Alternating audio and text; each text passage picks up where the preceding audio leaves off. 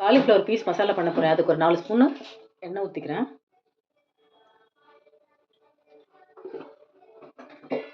அரை ஸ்பூன் கடுகு, அரை ஸ்பூன் சீரகம், கொஞ்சம் உளுத்தம் பருப்பு போட்டு ஃப்ரை ஆன உடனே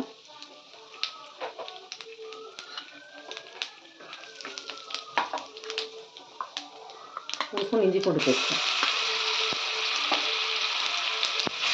இதை வந்து பச்சை ஸ்மெல் போகிற வரைக்கும் ஃப்ரை பண்ணிக்கோங்க.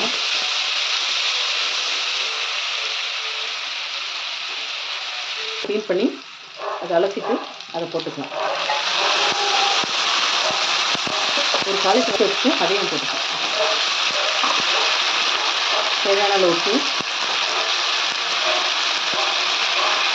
அரை ஸ்பூன் மஞ்சள்,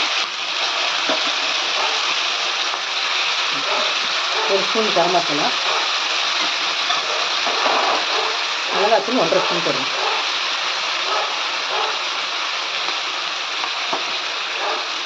போட்டு நல்லா ஒரு 2 நிமிஷம் கிளறிட்டு அதுக்கப்புறம் கொஞ்சமாக தண்ணி ஊற்றி மூடிடலாம். மசாலா நல்லா வதங்கிருச்சு. அதில் அரை டம்ளர் தண்ணியை ஊற்றிக்கிறேன். ஊற்றிட்டு கிளறிட்டு ஒரு 10 நிமிஷம் வேகட்டும், மூடி வச்சிடலாம்.